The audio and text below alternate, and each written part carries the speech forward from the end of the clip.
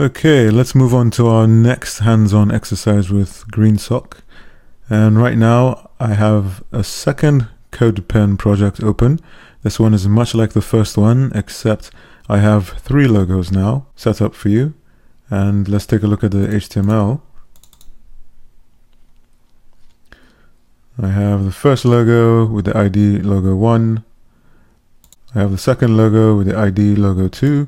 And I have the third logo with the ID of logo 3. So that's 1, 2, 3.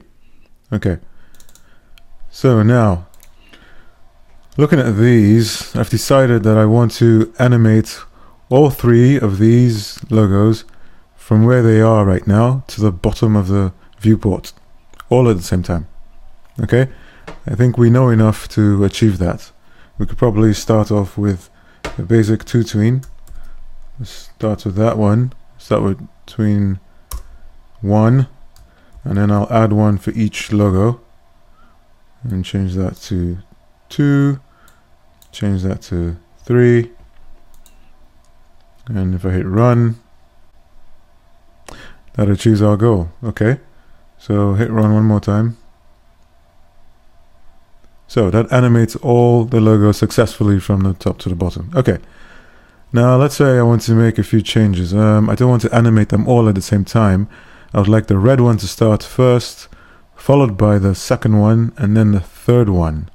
So maybe separate them by a quarter of a second. So this starts first, a quarter of a second later, the middle one, the middle logo starts, and then a quarter of a second after that, the last green logo starts. So I think we still know enough to do that. I'd use a delay on each one. So the delay on the second logo would be 0.25.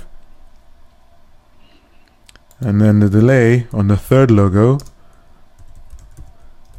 would be 0.25 after this one. So which means it would be 0.5. A full half a second after the first one. Right? Okay.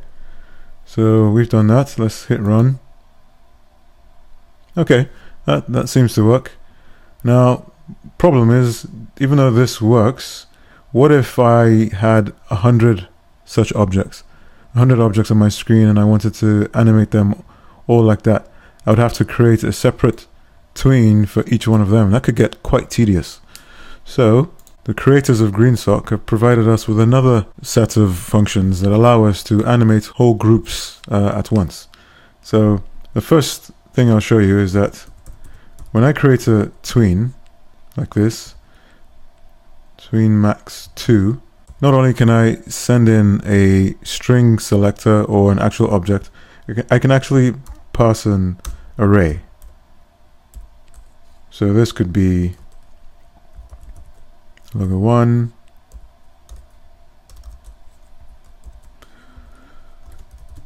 logo 2, logo 3, and duration will be 1 second, and I want to animate Y down to, let's just say, 800. Okay.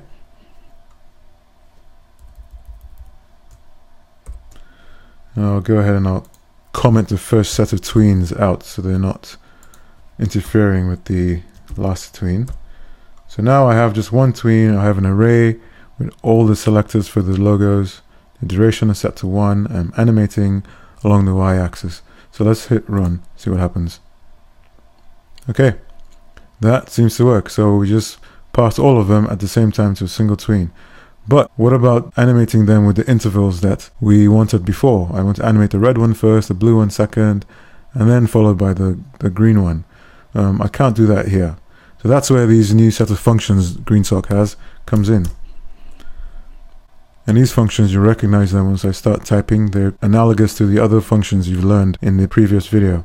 First one is a staggerTo. And much like the original to function, it can also take an array as the targets for the animation, and then we specify duration, 1 second as well, and then we finally pass in the object with the attributes to animate, and we want to animate 800. And I'll leave this here for now and comment this out just to show you that this works. Alright, I'll hit run. Okay, now that works, okay, but there's a fourth parameter, and that specifies a duration or delay between each object in the target group. So if I specify 0.25 as a delay and I hit run again, we get exactly what we wanted. There we go. So now we have the exact effect that I was recreating with all these lines here. So I just saved ourselves a lot of typing. We compressed all of this to just one line. Thank you, Greensock. Okay, if we have a staggerTo, you probably guessed that we have a staggerFrom. Okay, and what I'll do is I'll copy these parameters, paste them here. Okay, but this time, let's say I want to animate them from the bottom here to the top. Now remember, their starting position is always here at the top. Allow me to comment these out first. Hit run, and that will set the objects back to their starting positions at the top of our viewport. So I'll come back to our last tween, the staggerFrom tween. I've created the array with selectors for each logo, and I've set the duration to 1. I want it to animate from y equals 800 to its current location and stagger by the same quarter of a second. So what's going to happen is all three of these logos will appear to jump to the bottom of the viewport and then animate their way back to the top, one after the other. Okay, so let's hit run and see if that's what happens. Like that, very predictable, right? Okay, so finally, since we have that, we have a staggerTo and we have a staggerFrom.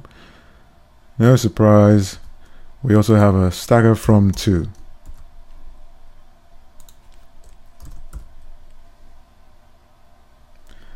And the staggerFromTo takes an extra set of parameters. Okay, so we're specifying the starting set of parameters where it should start animating from, and we're specifying the destination where it should animate to. So let's just start halfway down the viewport, shall we? So let's start at like 350. I'm going to start at 350, which is somewhere around here in the middle of the viewport, and I want to animate it down to the bottom. And so we'll animate Y to the bottom at 800. Okay, so now once I hit run, we should see the logos start from somewhere in the middle of the viewport and animate down, all one after the other. All right, let's hit run,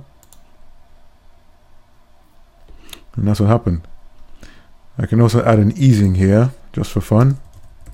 I'll add an ease, and I'll say I'd like it to bounce, ease out. And hit run one more time, and there it looks a lot more interesting. So those are the next set of functions that I'd like you to log in to your CodePen account and fork this project and just play around with the staggerTo, staggerFrom, and staggerFromTo. They're very versatile, and now that brings the total number of functions you now know in Greensock to 6. So go ahead and play with those, and then we'll come back and get the next round of Greensock exercises.